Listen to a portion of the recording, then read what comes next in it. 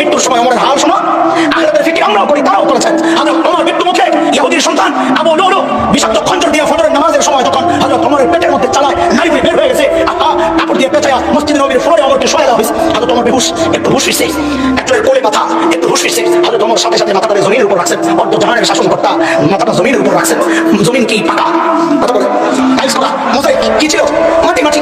হযরত ওমর মাথাটাকে জমিনের উপর রাখছেন। দেখে হযরত ওমর গালগুলা জমিনের সাথে এরকম ঘষতেছেন আর বলতেছেন, ওয়াইলুল লাকা ইয়া ওমর ইল্লাম ইয়াগফির লাকা রাব্বুক। ওমর, তোমার রব যদি তোমাকে ক্ষমা না করে তো তোমার জন্য ভয়ঙ্কর বিপদ অপেক্ষা করছে।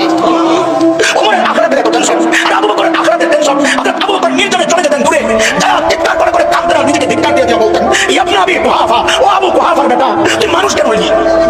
তুই মানুষ কেন হইলি? গাছের পাতার দিকে তাকায়া তাকায়া আবু বকর কাঁদতেন আর বলতেন, ইয়া লাইতানি কুনতু